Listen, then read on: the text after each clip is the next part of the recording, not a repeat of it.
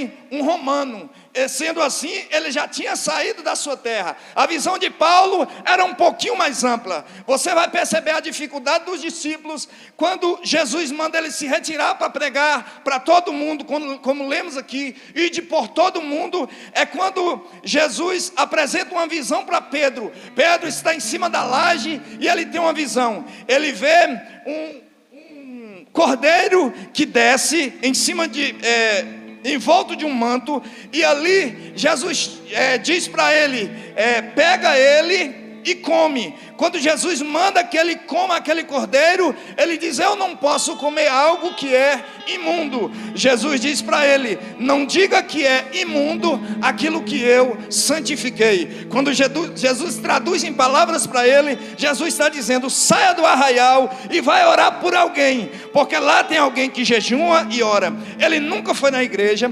ele não me seguiu quando eu estava na terra, mas ele jejua e ora. Você entendeu isso? Jejua e ora. Ele tem duas qualidades, né? A gente vai para a terceira qualidade. Ele é um bom ofertante, ele é um bom homem, ele contribui com os pobres à sua volta. Aquilo foi tão grande que quando Pedro sai, através da palavra que Jesus lhe fala, quando ele chega lá para orar, a Bíblia diz que já estavam todos reunidos esperando por Pedro, e quando Pedro chega, eles dobram o joelho diante de Pedro, e Pedro diz, acalma e se levante, porque eu não sou Jesus, eu sou homem como vocês, mas sou enviado do céu para aqui. E a Bíblia diz que Pedro começa a falar acerca desse evangelho. Quando Pedro começa a falar, a Bíblia diz que o Espírito desce sobre eles de uma forma tão abundante que todos foram batizados com o Espírito Santo. E a Bíblia diz que entre eles naquele dia tinha parentes, vizinhos e amigos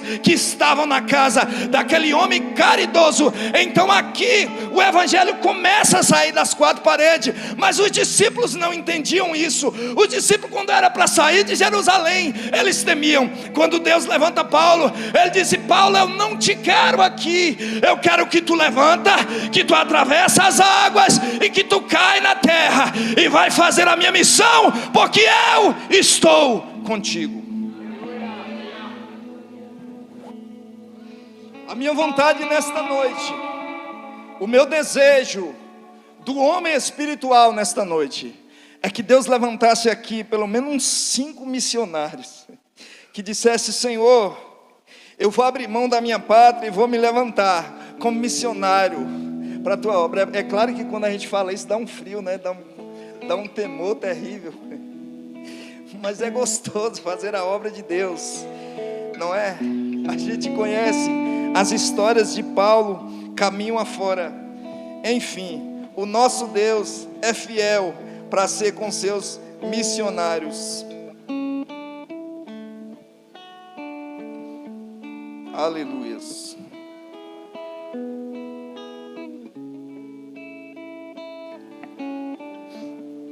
Bendito seja o nome do Senhor. Aqui, quando Deus levanta Paulo, nós podemos ver que Paulo, ele começa a atrair, não é? A Bíblia mostra que o próprio homem que vai junto com Paulo, que vai convidar Paulo para a missão, que é Barnabé, ele forma uma dupla com Paulo para fazer missão. É claro que quando a gente vê a Bíblia no texto em que lemos, onde Paulo cai, ou Paulo é tomado por aquela visão, e depois que Ananias ora por ele, a gente acha que Paulo instantaneamente está preparado para fazer a missão. É claro que Paulo certamente, ele começa a pregar em Jerusalém e por ali, mas a Bíblia disse que os próprios hebreus, eles começam a perseguir Paulo, porque Paulo, sendo hebreu, ele era natural romano e era perseguidor. Como os próprios da fé entendiam que Paulo tinha matado os seus irmãos em Cristo, os próprios se levantavam contra Paulo para persegui-lo por causa do seu passado. Então Paulo não tinha jeito, ainda que ele quisesse ficar no comodismo das quatro paredes, ele não ia conseguir, porque os seus próprios irmãos o perseguiam para que ele se deslocasse, e grandes foram as obras realizadas por Paulo.